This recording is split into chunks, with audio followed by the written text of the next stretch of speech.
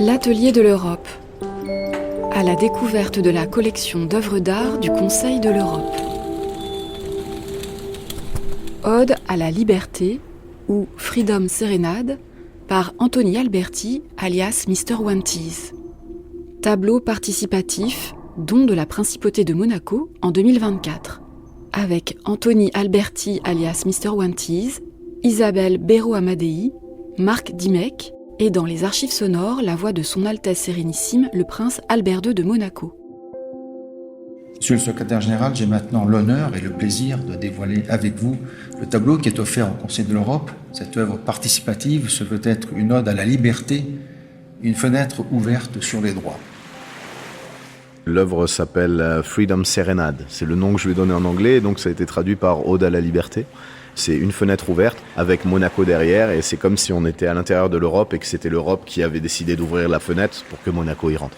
Ce qui frappe au premier regard, ce sont ces fenêtres qui évoquent l'ouverture au monde. Et je crois que ça caractérise bien Monaco. À Monaco, par exemple, vous avez plus de 140 nationalités qui habitent sur un petit territoire de 2 km². Et en même temps, cette ouverture, elle est également en communion avec le paysage urbain. Monaco, c'est spécifique, des grands immeubles sur une petite surface, donc une densité très importante et la mer.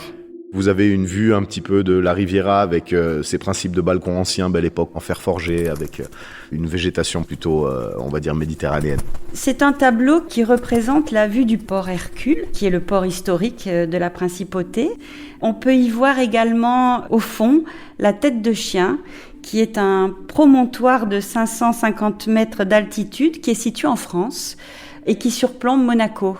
On voit des couleurs vibrantes qui sont au centre du tableau, des teintes qui sont chaudes, du rouge, du jaune, de l'orange, et qui contrastent bien avec ces bleus, qui sont des bleus froids mais en même temps apaisants. Avec une tendance blanche, vous savez, on a la turbie, qui est un rocher qui bloque les nuages qui restent devant le rocher. C'est une lumière assez intense et particulière. J'ai fait un lien entre le bleu du ciel et qui pourrait se refléter aussi sur la mer et en même temps l'intérieur avec un jeu d'ombre qui est fait dans les bleus. On a une colombe, comme vous savez, le lâcher de colombe, c'est toujours quelque chose de symbolique. Pour moi, c'est un symbole universel de paix.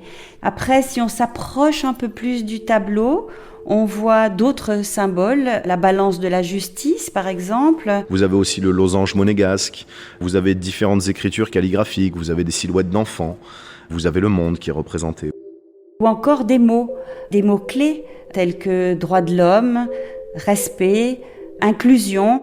Défense, protection, ensemble, démocratie, état de droit, etc.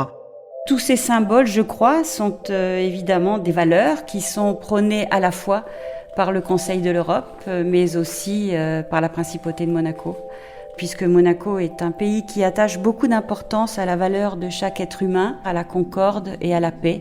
Donc on retrouve tout à fait les 3 piliers du Conseil de l'Europe, la défense de la démocratie, des droits de l'homme et de l'état de droit.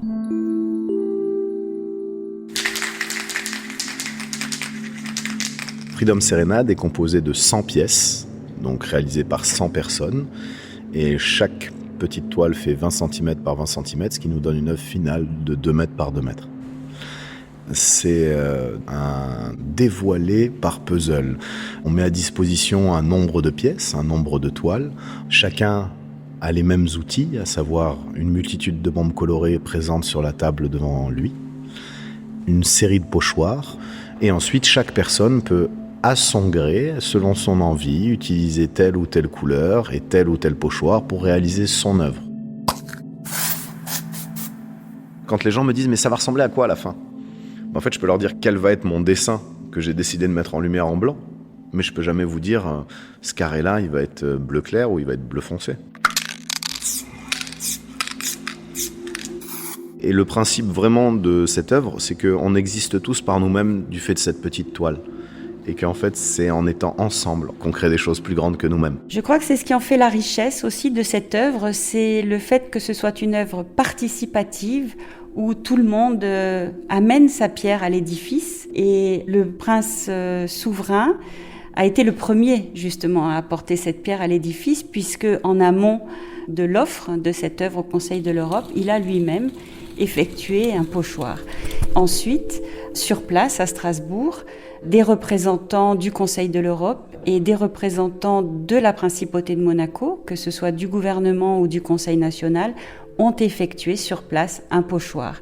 Et donc l'artiste a assemblé ces divers pochoirs pour créer donc cette œuvre qui a été offerte le 2 octobre 2024 à l'occasion de la célébration des 20 ans de l'adhésion de Monaco au Conseil de l'Europe. Mesdames et messieurs, le 5 octobre 2004, je me rendais pour la première fois dans ce bâtiment historique pour signer, au nom de mon père, le prince Régnier III, l'acte d'adhésion de Monaco au Conseil de l'Europe.